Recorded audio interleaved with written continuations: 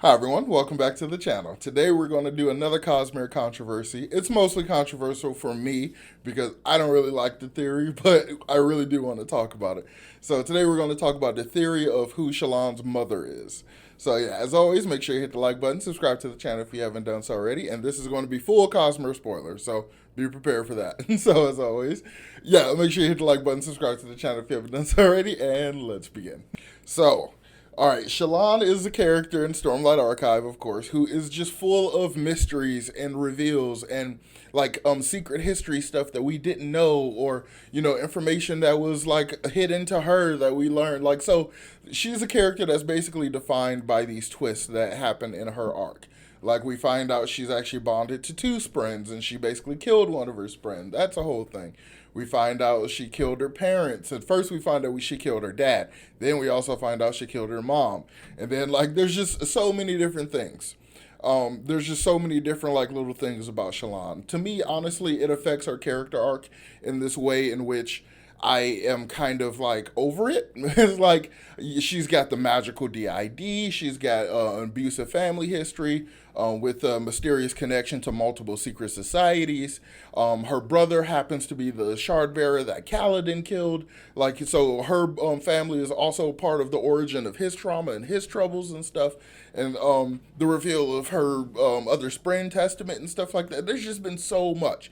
So her entire character is defined by these twists and these turns and things in her arc, to the point where there's very little that is just truly Shallan, because almost everything we really know about her gets changed or recontextualized by some other reveal.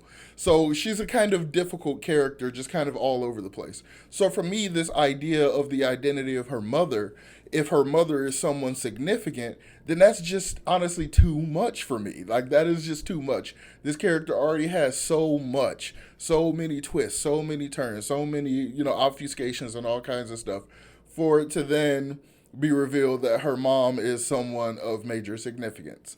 That would be my issue. So as you can probably tell, I'm already in the mode of reacting to it as though the theory's been proven true. Because honestly, I feel like the prologue of Stormlight Archive 5 just added so much more fuel to the fire, to the point where I was like, oh no, it's probably correct. So yeah, I want to kind of go ahead and talk about the theory itself. So essentially, the theory is that Shallan's mother's true identity is the Herald Chana.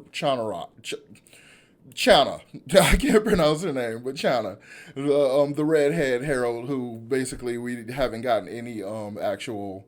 Actually, there's a number of heralds we haven't got any kind of POV or any actual perspective from yet. But it is theorized that her mother is a herald. So I have a list here of basically the primary points of the theory, like the main points that are kind of agreed upon between like Reddit and 17 Shard and stuff like that, where the majority of the people actually talk about this theory, where they congregate really. So the theory itself is basically pinned by these points. So, one of the first points is just the simple fact that we know that cognitive shadows can reproduce. Like, we know that the royal line and Warbreaker on Nalthus, they are basically descended from a return, from a cognitive shadow staple to a body.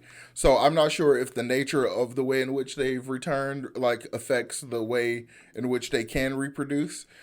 So that's kind of a raffle thing, but just in general, the idea that cognitive shadows, much like what the heralds are capable of reproduction. So like that's one point. So it is possible, just on a biological standpoint, that she could be her mother. But another point is the other point is kind of one of the is tied into one of other all of this will probably be tied into multiple Shallan things, but another thing is that she was clearly involved in multiple secret societies. She seems like the thought is she was mostly involved with the Skybreakers, because the person that was with her, that when she caught Shallan surge binding, the thought is that that person was a Skybreaker acolyte. So they're like kind of now implying that she was legitimately with him in an intimate way, like was cheating on Lynn with him. But I'm not sure that was the case. But essentially, there's a connection there between her and the Skybreakers, and there's already a family connection between the family and the Ghost Bloods. I don't know at what point these connections were happening. It's not very clear if they were happening at the same time or if Lynn's interaction with the Ghost Bloods happens after his wife dies. So that part's not entirely clear. But just the idea of her being connected to multiple secret societies, it kind of stands to reason that she was one of these people that knew a lot more about Roshar and about all the greater stuff that's going on. And that's just kind of a clue that she could be somebody important, like a herald. So this is where we start kind of getting into the Stormlight Archive 5 prologue points. So the main point that everyone kind of pulled from that prologue is that we learn, well, actually, it's probably not even just from the prologue, but it becomes very noticeable. Shallan mother dies in the same year that Gavilar dies, potentially even the same month, I think. And it is kind of like interesting because there's an effect, like the people that are connected to the, well, probably not to the Oath Pack or anything, but like connected in general to Roshar in this, huge way, they all recognize that a herald had died. So it's kind of interesting. But there's already like layered in contradictions to this kind of part of it because the idea of if she was killed when Gavilar died, then she went back to Braze. So she would be holding the Oath Pack together, regardless if Taln had, like, if Taln hadn't given out yet, because he doesn't give out until like the events of the story. So that's like another 6 years later or so. So if she was on Braze and she either didn't like immediately give in and basically return to Earth, or was still there and basically holding together the Oath Pact, the thought is that that entire interaction would essentially screw up everything that was happening with the Everstorm. So we know at the same time, like, they were working on basically getting the Everstorm from the cognitive realm to the physical. And it seems like all of that would have been harder to do if she was back, enforcing the Oath Pact. But I think the Everstorm is so completely outside of that realm of, those mechanics, basically, that it's kind of a, two cars on different lanes kind of a thing. So I'm not personally sure if that would affect it, if that's a contradictory point, but I have seen it brought up in numerous places. So another point, I think this one is also kind of, I kind of have a pushback kind of opinion on it. So there's a lot of mention of the way Hoyd reacts to Shallan in that flashback when they're in the garden, when he basically entices her to use some light weaving. Actually no, she uses that light weaving at a different point. But he does kind of, when he asks her, like, do Sprin talk to you and that kind of thing. It seems like that interaction, to me, it didn't come off as a surprise, but a lot of the people were saying that Hoyd was basically flustered when he saw her and stuff, and was like, he, knowing Hoyd, he probably has some way to detect her level of investiture, so he was probably intrigued by that, and he clearly knew something about her being bonded because he kind of entices her to Lightweave. So it's kind of interesting, like that, that point of him taking greater interest in someone, like, that's never insignificant. So it's either something that has to do with the fact that later they become closer, or maybe it is something in the fact that he was there and he knew something that was going on about the Devar family. But I find it really hard to believe that he wouldn't have brought it up all this time later. Like, they're in the coalition together. They, he's, I guess, dating her mentor and stuff like that. So it's like, it would be really hard for me to believe he wouldn't bring up something like that. And considering Hoyd has given Yasna very detailed sketches of all the heralds, I imagine Shallan would have seen these sketches at some point. It's just hard for me to believe that the number of people that have seen all the heralds and know the heralds and stuff that are around wouldn't have said something, or the people that recognize what she looks like and stuff wouldn't have said something. Because it's also made a point that when she basically changes her physical appearance to become Radiant, Radiant very much resembles the canon artwork of Chana. But the thing is, Chana is very redhead, described, just like Shallan. But Radiant changes to blonde when she becomes Radiant. Like, Veil has dark hair, Radiant has blonde hair, and Shallan has red hair. So, like, the description, people saying that she looks exactly the same as the canon art, to me, that's kind of a gray area. She probably does look like her, similar art style and stuff. But again, that's probably a clue.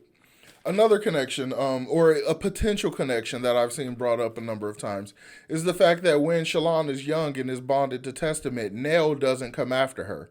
It's basically, I'm going to push back on basically all of these points, but the idea that Nell doesn't pursue her when he's pursuing Surge Binders in order to try to kill him off to stave off the desolation, which a lot of people also speculated when she freaks out and says, "You're one of them." It's her kind of freaking out that she knows that she's a Surge Binder, which she kind of agrees with Nail that emerging Surge Binders will probably trigger another desolation. So that's kind of what a lot of people seem to be speculating about her reaction to that. Her freaking out saying, "You're one of them." I assume she just kind of assumed, well, it's also, I don't know. I always assumed that she just kind of meant that Shallan was a void bringer or something.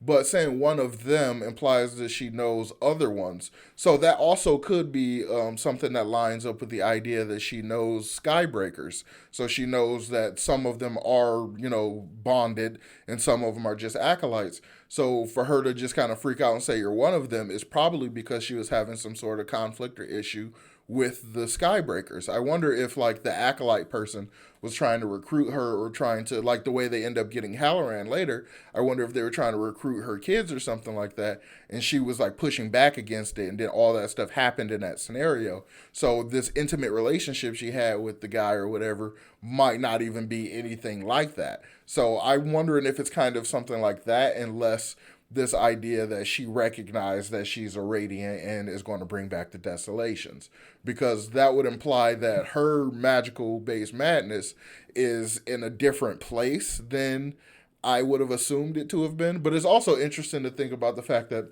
if it was her, if her mom is the herald and all of them are suffering from like a magical based madness, how stable was she to marry a high prince, and not a high prince, but yeah, well, a high whatever, to marry Lynn Devar and have what, 5 children? Yeah, 5 children. So how stable would she have been in that? Like Halloran was what, 24 or something before he died, maybe somewhere in there. So like, how was she that stable for probably 25 years or so?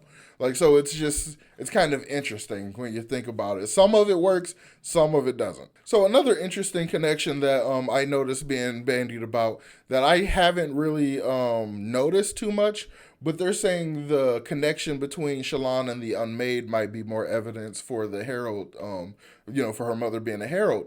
I'm not sure. I don't recall anything in particular saying Chana was like particularly connected to the Unmade. I don't recall anything like that. Maybe I will upon this upcoming reread or something. I don't know.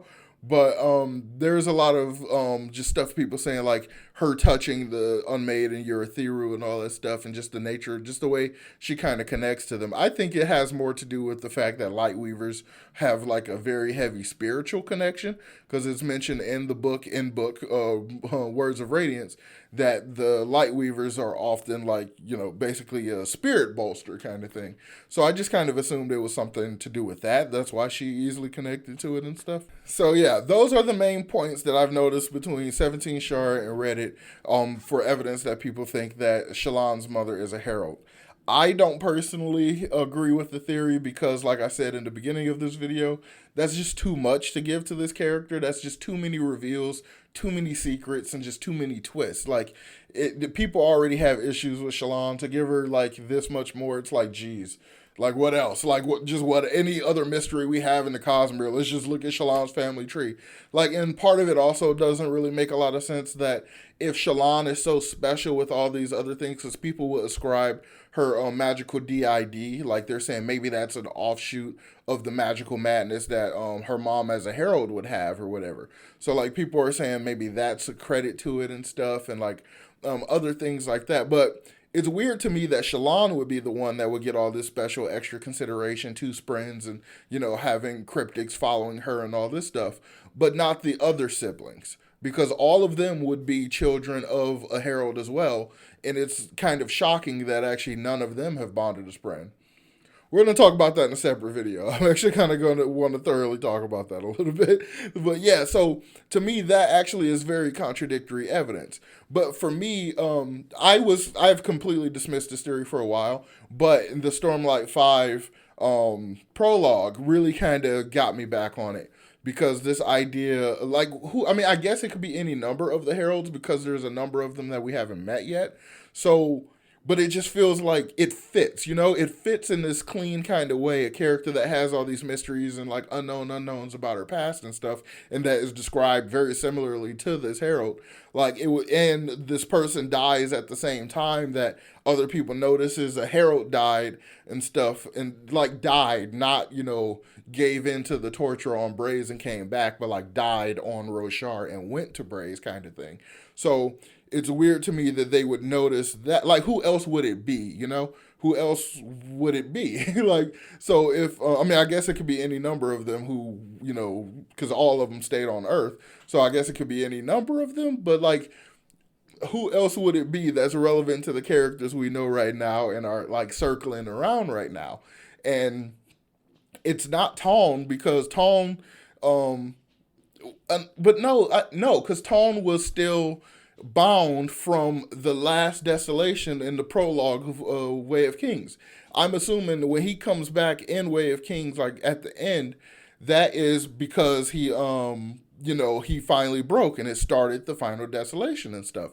So that means that he was the last one that was holding the Oath Pact. So that means that maybe there was two of them holding the Oath Pact 6 years prior, and like he ended up folding because he didn't have Chana there with him that was helping him, or maybe like it kind of fits, but there's just a lot of holes in it. So I'm still very much leaning towards it's not true, because for me that would kind of mess up the character of Shallan and it would be a little overly contrived.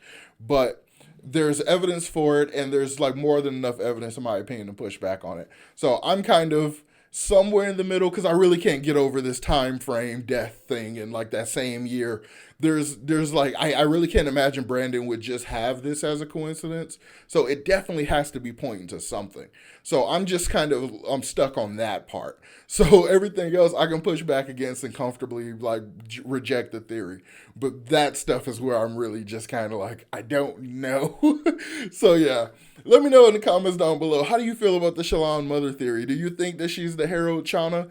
Do you think that her mom is just some, random light eyes that just, was involved with some stuff because her family was involved? Let me know about it in the comments down below. And as always, if you want to support the channel, you can check out the Patreon. The link is in the description. And you can support it the old-fashioned way with a like and a subscription to the channel if you haven't subscribed already. And of course, leave a comment because the algorithm loves it. So I will talk to you all next time. Peace.